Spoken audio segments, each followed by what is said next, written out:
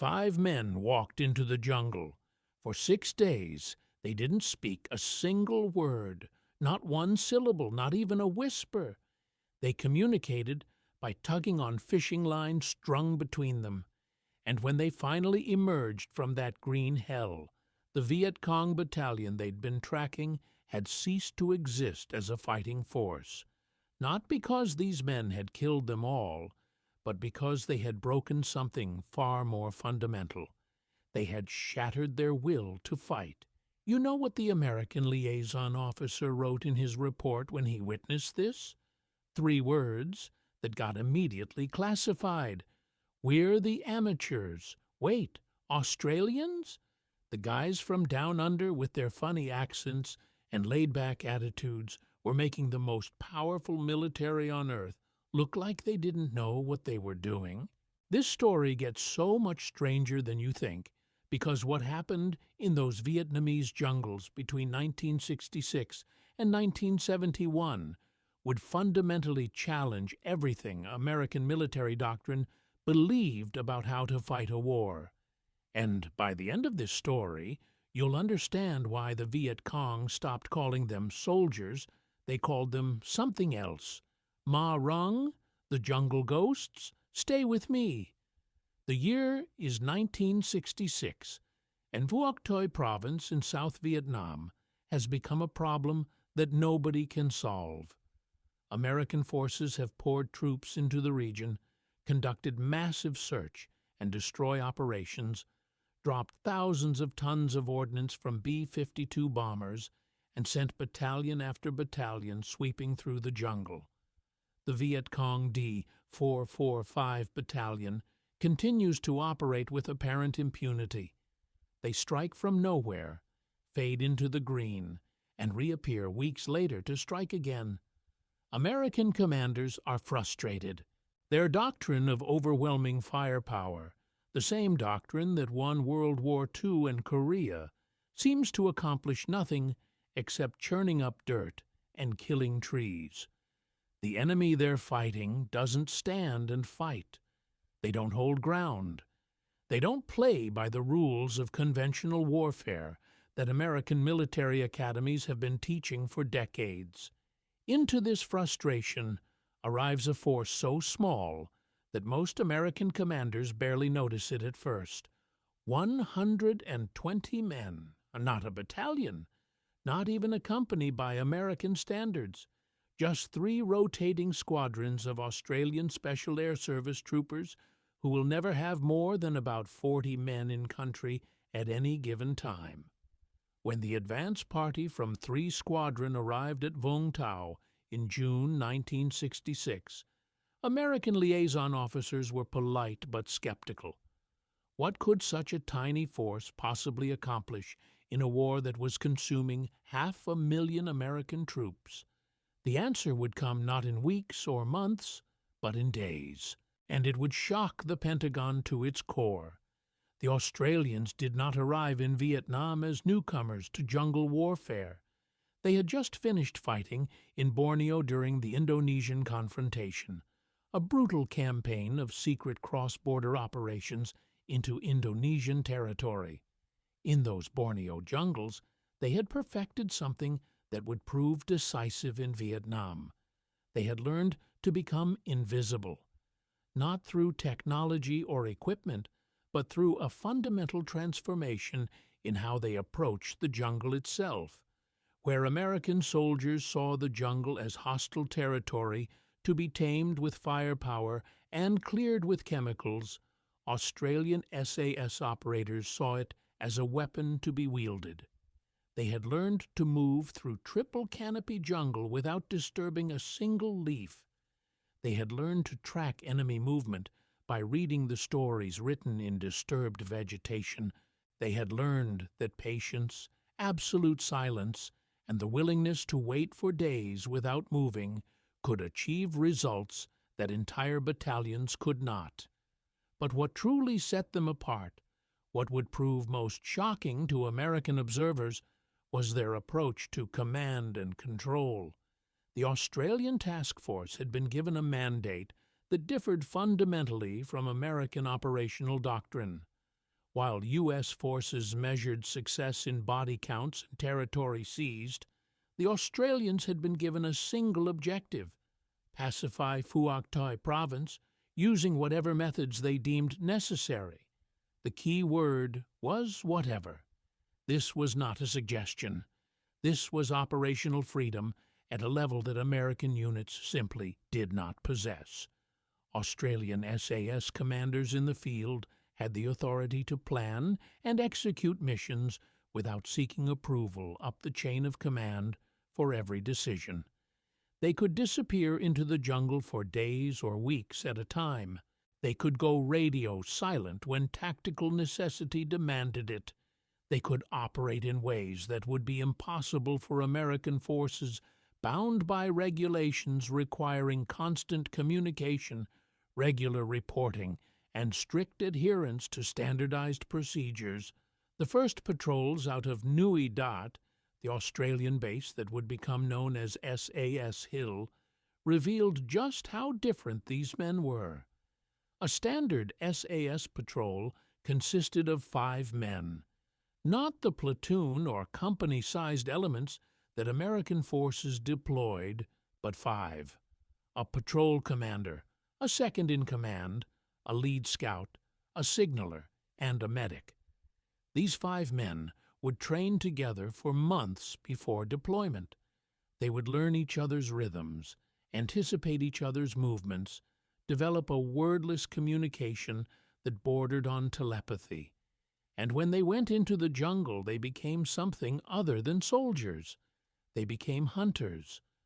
The patrol method was deceptively simple in concept, but extraordinarily difficult in execution.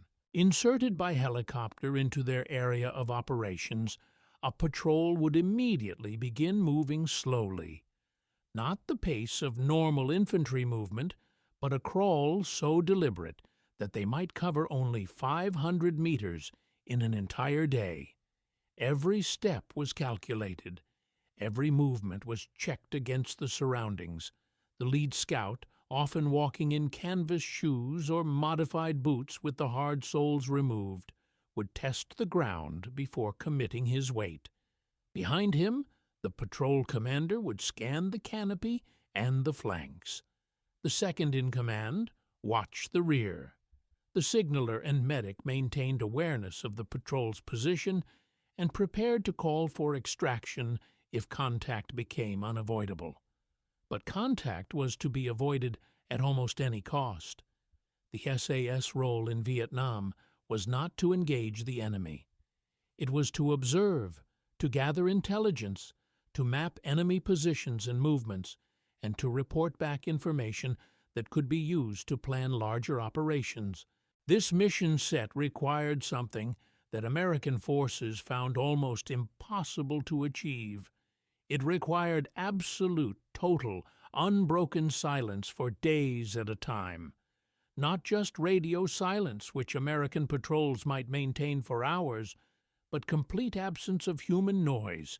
No talking, no whispering, no coughing or sneezing if it could be helped. Communication between patrol members was achieved through a system so primitive it seemed absurd. Fishing line. Simple fishing line, strung between the men as they moved through the jungle or as they established their harbor position for the night. A tug on the line meant stop. 2 tugs meant danger. 3 tugs meant emergency extraction needed.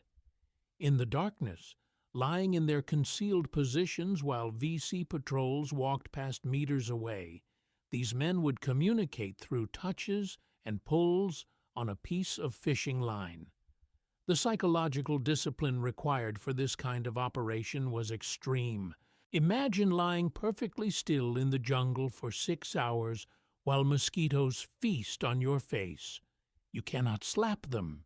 You cannot scratch. You cannot make a sound. Imagine watching an enemy soldier walk so close that you can smell the nuoc mam on his breath, knowing that if he turns his head just 15 degrees to the right, he will see you. You cannot move. You cannot breathe loudly. You become a stone. You become part of the jungle itself. This was not training that could be taught in a classroom or even on a training ground. This was a fundamental rewiring of human responses to stress and discomfort. The Australian SAS selection process filtered for men who possessed this capacity: high pain tolerance, low need for social validation, above-average pattern recognition, and what psychologists termed predatory patience. The ability to remain motionless for hours while maintaining complete situational awareness, the willingness to act with explosive violence after extended periods of inactivity, the capacity to function independently in environments where help was days away. Only 1 in 12 candidates who began SAS selection completed it. Those who passed entered a training program that lasted 18 months, 3 times longer than U.S. Army Special Forces training of the same era. And, significantly, a large portion of that training took place not in jungle warfare schools, but in the Australian outback, learning tracking techniques from Aboriginal instructors whose methods had never been written down because they predated written language by 40,000 years. These instructors taught the SAS operators to read the jungle the way their ancestors had read the desert. A bent blade of grass told a story about when someone had passed and in which direction. The moisture content of disturbed soil revealed how many hours ago a footprint had been made. The pattern of broken spider webs indicated whether a man had walked through an area or if the damage was from wind and animals. Smell became as important as sight. A trained operator could detect the scent of nuoc mam, the fermented fish sauce that was a staple of the Vietnamese diet, from 400 meters downwind. They could distinguish the smell of human waste from animal waste. They could identify which direction smoke was drifting from before they could see it. This integration of Aboriginal tracking methods with modern military techniques created operators who functioned at a level that seemed almost supernatural to those who witnessed it. During one early patrol, an American liaison officer accompanied an Australian SAS team into the jungle. What he recorded in his classified after-action report would eventually reach the desk of General Crichton Abrams, the MACV commander himself. The patrol had established an observation position overlooking a trail intersection that intelligence suggested served as a courier route for D445 Battalion. For 11 hours, the Australians did not move. They did not eat. They did not communicate except through the barest touches. The American officer, trying desperately to emulate their stillness, found himself tormented by insects, cramping from remaining in one position, fighting the urge to shift his weight or wipe sweat from his eyes. The Australians seemed carved from wood. They simply existed in a state of perfect awareness and perfect stillness. When a 3-man VC courier team finally walked into the kill zone, the engagement lasted 4 seconds. A claymore mine, command detonated by the patrol commander, shredded the trail. 3 enemy eliminated. 0 Australian casualties. 0 shots fired that could be heard beyond a 50-meter radius. Standard American doctrine called for immediate extraction following contact with enemy forces. Get in, hit hard, get out before reinforcements arrived. The Australians did not extract. They remained in position for another 6 hours, watching the trail. At 14:30 hours, a 7-man search team arrived, sent to investigate when the couriers failed to report. What they found paralyzed them with terror. The 3 dead couriers had been positioned sitting upright against trees, their eyes open, their weapons placed across their laps as if they were resting. A playing card, the ace of spades, which Vietnamese superstition associated with death omens, had been tucked into each man's collar. The psychological effect on the search team was immediate and visible. Even from 50 meters away, the American officer could see the terror in their movements, the way they clustered together rather than spreading out in proper tactical formation, the frantic gestures as they attempted to comprehend what had happened. One soldier vomited. Another began firing blindly into the jungle, emptying his magazine at shadows. The Australians watched all of this. They did not engage. They simply observed as the VC collected their dead and retreated at twice the speed they had arrived, abandoning all pretense of tactical discipline. The American officer's report concluded with an observation that would echo through classified intelligence assessments for years. Australian SAS does not conduct ambushes. They conduct psychological warfare operations using enemy bodies as the primary medium of communication. Effectiveness unprecedented. Recommend detailed study of methods. Personal recommendation. I do not wish to participate in future joint operations. That final line spoke volumes. This officer had witnessed something that disturbed him on a fundamental level, not because it was ineffective, because it was too effective, because it crossed lines that American military doctrine had established to maintain control over the savage business of war. The body display doctrine had no official name in Australian military documentation. It existed only in the classified annexes of after-action reports, in whispered conversations of men who had witnessed it, and in the nightmares of Viet Cong soldiers who survived encounters with the MER rung. The principle was simple but powerful. Every engagement with the enemy was an opportunity for communication, not communication with headquarters, but communication with the enemy themselves.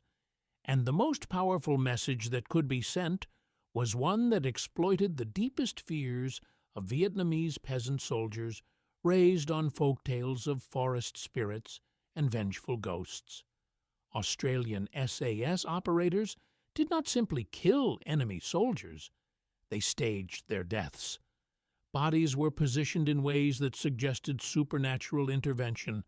Weapons were placed to indicate the victim had seen something terrible in his final moments. In some cases, operators would infiltrate enemy positions at night and leave signs of their presence without engaging. Footprints that appeared from nowhere and led to nothing. Equipment rearranged while guards slept. Messages scratched into tree bark. The effect on Viet Cong morale was devastating. D445 Battalion's operational log from this period, captured after the war, reveals a unit descending into collective paranoia. Entry from early November 1968. 3 comrades failed to return from water collection.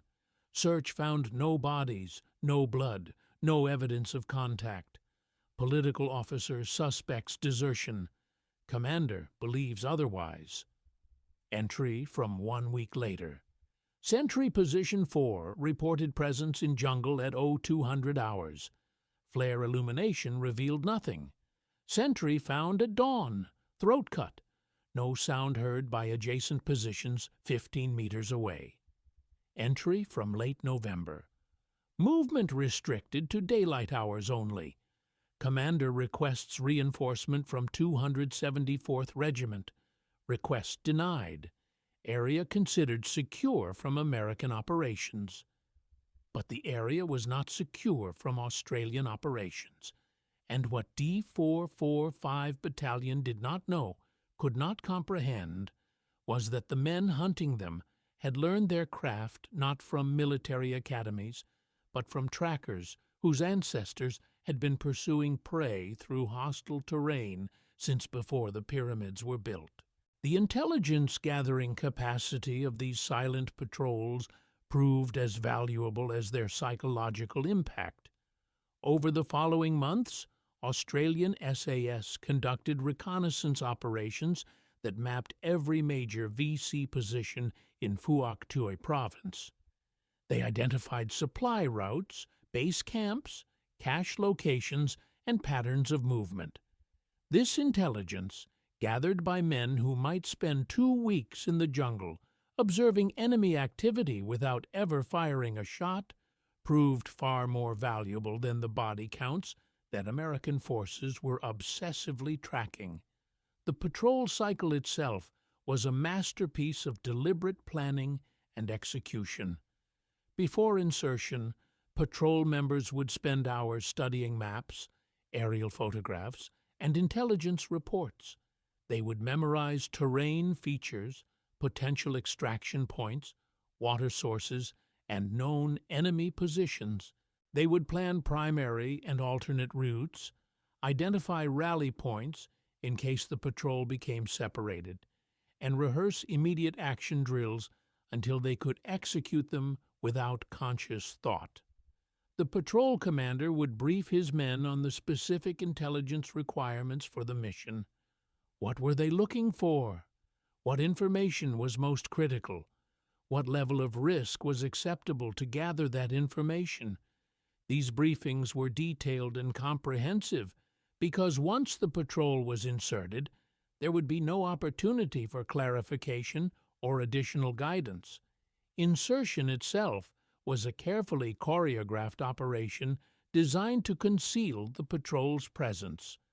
The most common method was helicopter insertion, but this presented an obvious problem. Helicopters are neither quiet nor invisible. A UH-1 Iroquois landing in the jungle announces the presence of troops to anyone within several kilometers. The Australians developed techniques to mitigate this problem. False insertions were common. A flight of helicopters would land at multiple locations with only 1 or 2 actually inserting patrols, while the others deposited nothing but air. Enemy observers could not determine which landings were real and which were decoys. Timing was also crucial. Insertions often occurred during periods of heavy helicopter activity related to other operations, so that the insertion flights blended into the normal background noise of the war. Once on the ground, the patrol would immediately move away from the landing zone at their normal, deliberate pace. The first few hours after insertion were the most dangerous. If the VC had observed the insertion, they might send troops to investigate. The patrol needed to be far enough away and well enough concealed that any search of the landing zone would find nothing. This meant moving slowly and carefully, erasing signs of their passage, choosing routes through the densest vegetation where pursuit would be difficult. After several hours of movement, the patrol would establish their first harbor position, a concealed location where they would spend the night. Harbor positions were selected with obsessive attention to defensive considerations. They needed to provide good fields of observation in all directions. They needed to offer multiple routes of escape if the patrol was compromised. They needed to be in locations where the VC would not stumble upon them by accident during normal movements. The establishment of a harbor position followed a ritual refined through hundreds of patrols. The patrol would approach the selected location from downwind, moving in complete silence. The lead scout would check the immediate area for signs of recent enemy activity, booby traps, or animal trails that might bring unwanted visitors during the night. Once the area was confirmed clear, the patrol would move into position in a defensive formation, usually a rough circle or star shape that allowed each man to observe a sector without having clear fields of fire that would endanger other patrol members. The fishing line would be strung between positions, creating a primitive but effective communication system. Each man would prepare his position by removing anything that might make noise if he moved during the night, arranging his equipment for immediate access, and ensuring he had clear routes of movement if the position had to be abandoned quickly. Then came the waiting. Throughout the night, patrol members would take turns on watch while others slept. But sleep in a harbor position was not like normal sleep. It was a light, fitful rest, constantly interrupted by the sounds of the jungle, by the movement of animals, by the distant sound of voices or equipment that might indicate enemy presence. Men learned to sleep with their hands on their weapons, to wake at the slightest unusual sound, to distinguish between the normal sounds of the jungle at night and the sounds that indicated danger. The discipline required was extraordinary. You could not snore. You could not talk in your sleep. You could not get up to relieve yourself without first alerting other patrol members through the fishing line system. Any noise, any movement that was not perfectly controlled could compromise the patrol's position. During the day, if the patrol was in an observation position rather than moving, the routine was equally demanding. They would establish positions that allowed them to observe enemy activity without being observed themselves. This might mean lying in the same position for 8 or 10 hours, watching a trail or a suspected enemy position through binoculars, taking notes on enemy movements, counting personnel, identifying unit insignia or equipment that might indicate which VC unit was operating in the area. The lead scout or patrol commander would sketch terrain features, mark positions on a map, and compile the detailed intelligence that would be radioed back to headquarters or delivered during the debriefing after extraction. This observation work required patience that few soldiers possessed. Hour after hour of watching and waiting, fighting the urge to move or stretch or scratch an itch, maintaining perfect silence and perfect stillness even when nothing was happening. One extended operation into the Mae Tau Mountains, a Viet stronghold in the northeast of Huoc Tuy, exemplified the SAS approach. Rather than attempting to assault the mountain complex, which would have required battalion-sized forces and resulted in heavy casualties, the Australians sent small patrols to observe and map the area over a period of months. These patrols identified 17 separate routes through the mountain jungle, habitual paths used by VC personnel moving between cave complexes. Like animal trails in the bush, these runs represented the accumulated wisdom of hundreds of movements, the paths of least resistance through dense vegetation. The Australians did not attempt to close these paths or ambush every movement. That would have been inefficient and would have revealed their presence. Instead, they selected 2 or 3 high-value runs and turned them into killing grounds, striking unpredictably and then withdrawing before the enemy could respond. The effect was not measured in body count, though Australian kill ratios in the Mae Tau would eventually reach 30-1, but in psychological degradation. By December 1968, D445 Battalion had effectively ceased offensive operations. Their strength had not been significantly reduced. Their supplies remained adequate. Their weapons were functional, but their will had been broken by an enemy they could not see, could not understand, and could not fight. Soldiers refused to patrol in areas where Australian SAS had been reported.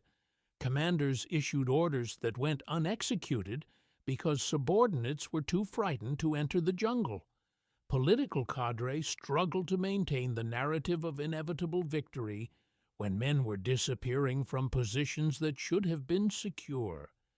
This brings us to the central tension that defined Australian SAS operations in Vietnam. The tension between their operational methods and the command structure they theoretically operated under.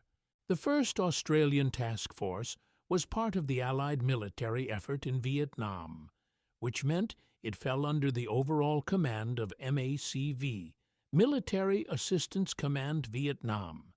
In theory, this meant that Australian operations should have been coordinated with and approved by American commanders. In practice, the Australians had negotiated an arrangement that gave them extraordinary autonomy.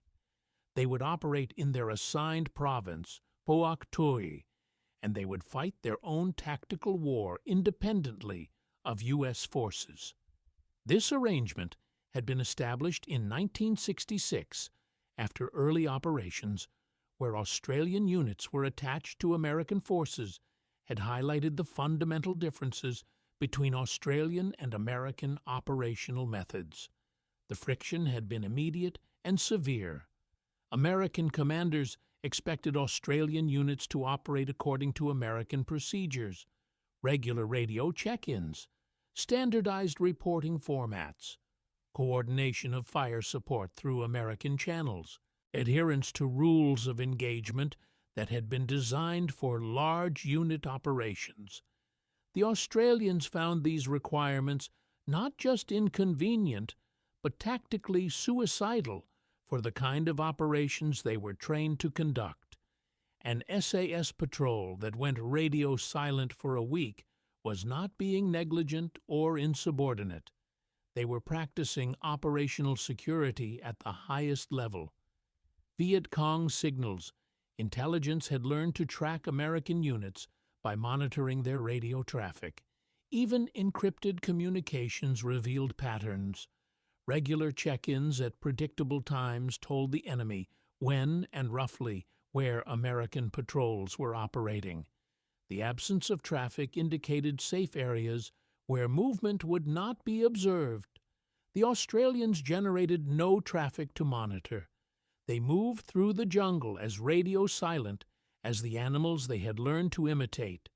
Enemy signals intelligence could not track what it could not detect. This gave SAS patrols an additional layer of invisibility beyond their physical concealment. But this operational silence drove American liaison officers to distraction. Where were these patrols? What were they doing? Were they still alive? The American military bureaucracy was built on the assumption that commanders needed constant information flow to maintain control.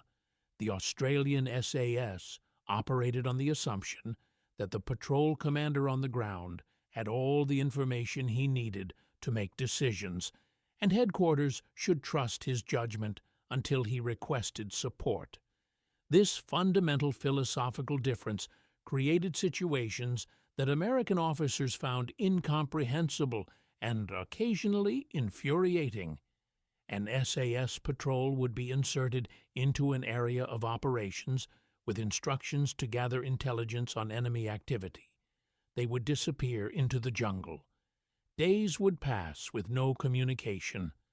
American liaison officers would grow concerned, then anxious, then convinced that something had gone wrong. They would request that helicopters be sent to search for the patrol, that artillery be placed on standby for emergency fire support, that extraction teams be prepared for immediate deployment. The Australian SAS operations officer would calmly decline all of these offers, explaining that the patrol was operating according to plan, and would communicate when they had information to report or when they required extraction. More days would pass. The American anxiety would intensify. Then, a week or 10 days after insertion, the patrol would call for extraction from a position kilometers away from where they had been inserted. They would be extracted, debriefed, and would provide detailed intelligence that had been gathered through patient observation and careful mapping of enemy positions. The information would prove accurate and valuable, leading to successful operations by larger Australian or American units. The American officers would be simultaneously impressed by the results and disturbed by the methods. Several documented instances illustrate this tension. In one case, an Australian patrol operating in Bien Hoa province went silent for 8 days. American headquarters, unaware that this was standard operating procedure for SAS reconnaissance missions, became convinced the patrol had been compromised and killed. They prepared to mount a large-scale search and rescue operation involving multiple helicopter companies and infantry battalions. The Australian Task Force Operations Centre politely but firmly declined the offer, assuring their American counterparts that the patrol was fine and operating according to their training. 2 days later, the patrol called for extraction after completing their reconnaissance mission. They had mapped an entire VC battalion's area of operations, identified supply cache locations, and observed patterns of movement that would prove crucial for planning future operations. Not a single shot had been fired. Not a single casualty had been sustained. The patrol had simply done what they were trained to do: observe without being observed, gather intelligence without being detected, operate in enemy-controlled territory as ghosts. This incident, and others like it, revealed a deeper truth about the difference between Australian and American approaches to the war. American doctrine was built on the concept of control of territory through occupation, control of troops through constant communication, control of the enemy through superior firepower. The Australian SAS approach was built on the concept of adaptation to terrain by learning to move through it naturally rather than imposing human will upon it, adaptation to the enemy by studying their methods and turning those methods against them, adaptation to circumstances by giving patrol commanders the authority to make decisions without seeking permission from distant headquarters. This adaptive approach sometimes meant doing things that American regulations explicitly prohibited: going radio silent for extended periods, operating without predetermined extraction times or locations, making tactical decisions in the field that would normally require approval from higher command, conducting psychological warfare operations that exploited enemy cultural beliefs and superstitions. All of these methods fell into gray areas or outside the boundaries of standard American military procedure. The question that tormented some American observers was simple but profound. Were the Australians ignoring U.S. orders, or were they operating under a different set of orders entirely? The answer was both and neither. The Australians were not technically subordinate to American Tactical Command in Viet Cong province. They had their own chain of command through the Australian Task Force headquarters and ultimately back to Australian Military Command in Canberra. However, they were part of the overall Allied effort in Vietnam, which meant they were supposed to coordinate their operations with MACV to ensure they did not conflict with larger strategic objectives. In practice, this coordination happened at a high level between the Australian Task Force commander and his American counterparts. Once broad objectives were agreed upon, the details of execution were left to Australian commanders. And those Australian commanders, particularly the SAS squadron commanders, interpreted their mandate broadly. They were told to pacify Viet Cong province. They were given significant latitude in determining how to achieve that objective. They chose to achieve it through methods that emphasized stealth, patience, psychological warfare, and small unit operations rather than the firepower and large unit tactics that characterized American operations. This operational freedom occasionally created situations where Australian action seemed to contradict American directives, or at least operated in a parallel universe where those directives did not apply. When American forces in an adjacent province were conducting large-scale sweep operations, Australian SAS patrols might be lying in wait in the jungle, observing enemy reactions and movements without intervening. This seemed like a failure to coordinate or support the American operation. But from the Australian perspective, they were gathering intelligence that would prove more valuable than adding 5 men to a battalion-sized sweep. When American doctrine called for immediate artillery fire on any suspected enemy position, Australian patrols might observe that same position for days, mapping it carefully and determining exact numbers and dispositions before calling for fire. This seemed like a failure to engage the enemy aggressively, but from the Australian perspective, they were ensuring that when fire was called, it would be precisely targeted and devastatingly effective rather than wasteful, and potentially revealing of their presence. The cumulative effect of these philosophical differences was difficult to overstate. American forces operated in an environment where the enemy always had some idea of their presence and movements. The Viet Cong knew when helicopters were active, when artillery was registering, when patrols were in the field. They could plan around these known factors, avoiding contact when conditions favored the Americans and attacking when they did not. Australian SAS patrols generated no such indicators. They were invisible not just visually, but in terms of all the electronic and procedural signatures that modern military forces typically leave. This invisibility was maintained through discipline that American observers found almost inhuman. 6 days of silence.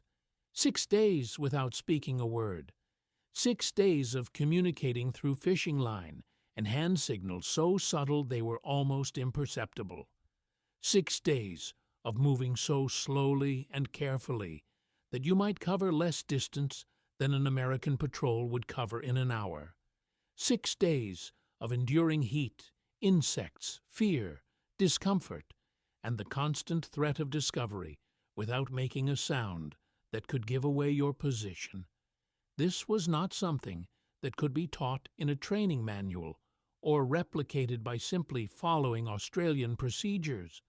This was a fundamental transformation of how soldiers related to the environment and to the mission.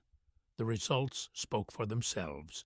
In nearly 6 years of operations in Vietnam, the Australian and New Zealand SAS conducted approximately 1,200 patrols. They inflicted casualties of at least 492 enemy killed, with over 100 additional possible kills and 47 wounded. Their own losses were minimal. 1 killed in action, 1 died of wounds, 3 accidentally killed, 1 missing, 1 death from illness, 28 wounded. This represented a kill ratio that exceeded 30-1, far higher than the May CV average of approximately 7-1, and dramatically higher than conventional infantry averages. But these numbers only tell part of the story. The true measure of SAS effectiveness was not in bodies counted, but in territory controlled and enemy morale destroyed. By the end of 1968, Phuoc Tuy Province had effectively become Australian territory, not because the Viet Cong had been eliminated, but because the Australians had achieved psychological dominance over a defined area of operations. Evidence of this dominance could be seen in captured documents, in interrogation reports, in the observable behavior of enemy units. VPI soldiers refused to patrol in areas where the Emma rung had been reported. Commanders struggled to maintain unit cohesion when their men were terrified of an enemy that struck from nowhere and vanished without trace. This psychological warfare was not accidental or spontaneous. It was deliberate and carefully crafted. The SAS operators understood that they were not fighting a conventional military force. that could be defeated through attrition. They were fighting an insurgency that drew its strength from popular support and from the belief among its fighters that they would eventually prevail. Breaking that belief, shattering the confidence that had sustained VC units through years of war, required more than just killing enemy soldiers. It required making those soldiers fear the jungle itself, fear the night, fear every patrol and every movement. The staged bodies, the mysterious signs of presence, the silent ambushes that struck without warning, all of these tactics served a single strategic purpose. They transformed the jungle from the VC's greatest weapon into their greatest source of terror. The Americans tried to replicate these methods. They really did. The most famous example was the Death Card Initiative, where American units distributed Ace of Spades playing cards throughout Vietnam, leaving them on enemy bodies or in enemy territory. But the American imitation missed the essential point. Leaving a calling card on a body you have killed is theater. Leaving a calling card on a body you have staged to communicate a specific message is psychological warfare. The Australians understood this distinction. Most Americans did not. The deeper issue was that American forces could not replicate the operational freedom that made SAS methods effective. A U.S. Army patrol that went radio silent for 6 days would trigger a massive response. Helicopters would be dispatched. Artillery would be alerted. A search and rescue operation would be launched.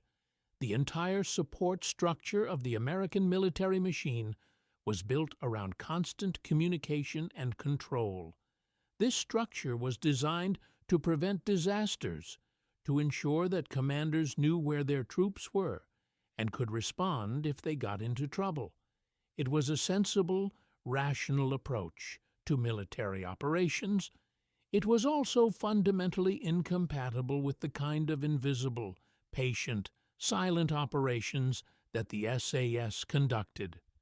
When American observers witnessed SAS patrols in action, they recognized the effectiveness of the methods. They understood that this approach to jungle warfare achieved results that conventional tactics could not. But they also recognized that importing these methods into the American military would require fundamental changes to doctrine, training, command structure, and operational culture. Changes that the Pentagon was not prepared to make, at least not during the Vietnam War. Years later, after the war ended, and military historians began studying what had worked and what had not, the Australian SAS experience in Vietnam would be held up as a model of effective unconventional warfare. Special operations forces around the world would study their methods. The tracker programs, the psychological operations, the long-range patrol doctrine, all would be incorporated into modern special forces training. What was once classified as too controversial to acknowledge became standard curriculum at Fort Bragg and Coronado. Yet something essential was lost in the translation. Modern special operations can replicate Australian tactics. They struggle to replicate Australian psychology, the transformation that turns ordinary men into jungle phantoms, the willingness to become something other than conventional soldiers, the acceptance that effective hunting requires becoming a hunter in your soul and not merely in your training. The men who learned to hunt humans in the Vietnamese jungle did not simply return to normal life when their tours ended. They carried something with them, a psychological adaptation to violence that civilian society could not accommodate. Post-traumatic stress rates among Australian Vietnam veterans would eventually exceed those of their American counterparts despite serving in smaller numbers and sustaining fewer casualties. The same transformation that made them devastatingly effective operators made them strangers in their own communities. They had learned to think like predators, and predators do not easily return to the herd. Many of the Aboriginal trackers who served with the SAS, men whose traditional knowledge had proven so crucial to operational success, found the transition to civilian life particularly difficult. They had been asked to use ancestral skills in the service of modern warfare, to apply 40,000-year-old tracking techniques to hunting human beings. The psychological burden of this was immense and largely unacknowledged for decades. The final American assessment of Australian SAS operations in Vietnam would not be completed until 1974, 3 years after the last Australian combat troops departed. Classified top secret and distributed to fewer than 50 recipients, the report reached conclusions that contradicted everything American military doctrine had assumed about counterinsurgency warfare. First, small unit operations conducted by highly trained personnel achieved better results than large unit operations supported by overwhelming firepower. Second, indigenous tracking methods, specifically Aboriginal techniques adapted to jungle warfare, provided intelligence capabilities that no technological system could replicate. Third, psychological warfare operations targeting enemy morale could achieve strategic effects disproportionate to the resources invested. A single 5-man patrol operating for 2 weeks could degrade enemy effectiveness more than a battalion-sized sweep and clear operation. Fourth, and most controversially, Australian methods achieved these results while operating under significantly fewer restrictions than American forces. The classified annex noted that certain Australian practices regarding treatment of enemy dead and conduct of psychological operations would likely violate standing MACV directives if conducted by U.S. personnel. This final point would ensure that the report remained classified for decades. The Pentagon had no interest in publicizing the fact that their most effective allies in Vietnam had succeeded partly by doing things American forces were prohibited from doing. The political implications were too dangerous. The moral implications were too uncomfortable. Better to let the Australian contribution fade into historical obscurity, remembered only by the veterans who had served alongside them. But history has a way of preserving what authorities wish to forget. In the decades following the Vietnam War, fragments of the Australian SAS story began emerging through veteran memoirs, declassified documents, and academic research. Each revelation added another piece to a puzzle that contradicted the official narrative of Allied operations. The title of this story, 6 Days of Silence, refers to the operational reality of SAS reconnaissance patrols. 6 days was a typical duration for an extended patrol. 6 days in the jungle without speaking. 6 days of absolute operational discipline. 6 days of being invisible in plain sight. But the title also captures something deeper about how these men operated in relation to the command structures around them. They maintained a kind of silence with regard to American directives that conflicted with their tactical judgment. Not open defiance, not insubordination in any conventional sense, but a quiet determination to fight their war according to their methods, regardless of what those methods looked like to observers accustomed to a different way of war. They did not ignore American orders in the sense of receiving direct commands and refusing to obey them.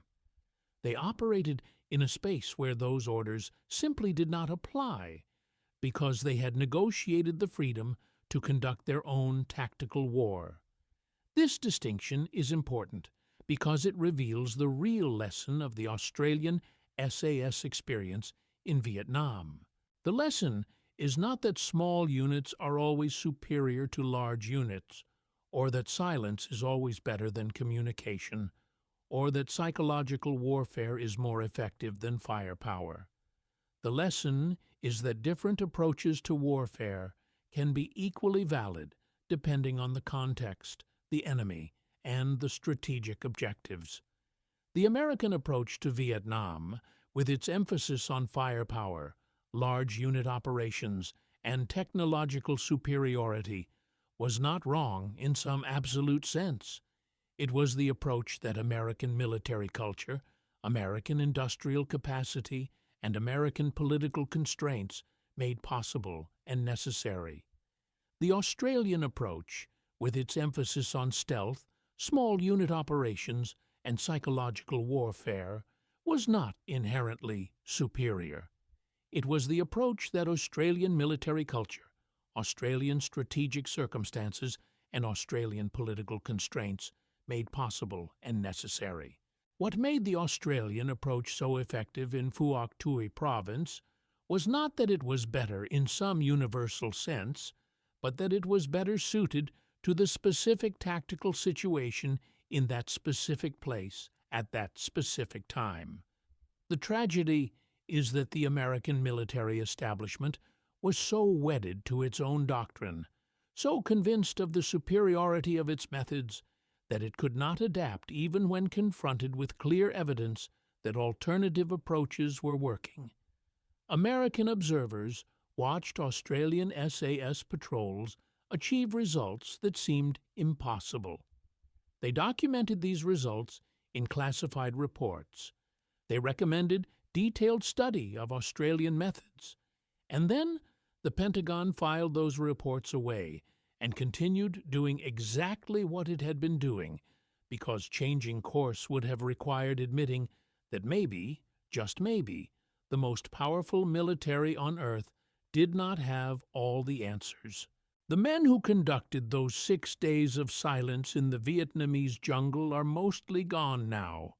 Some died in the war, some died in the decades since, carrying burdens that only they could understand. Those who remain are old men now, grandfathers telling stories that their grandchildren find hard to believe. Stories about walking through the jungle without making a sound. Stories about watching enemy soldiers from meters away without being detected. Stories about breaking an enemy's will to fight not through superior firepower, but through patient application of fear and uncertainty. The Viet Cong who survived encounters with the Emma Rung. Those who lived to tell their comrades about the jungle ghosts who struck from nowhere and vanished without trace. They too are mostly gone now.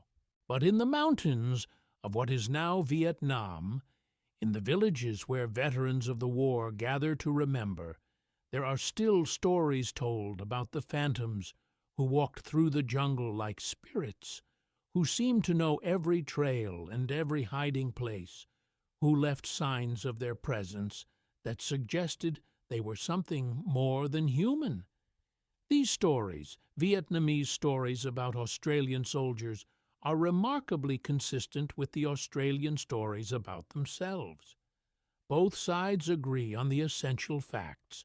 A small group of men achieved results far beyond what their numbers suggested should be possible.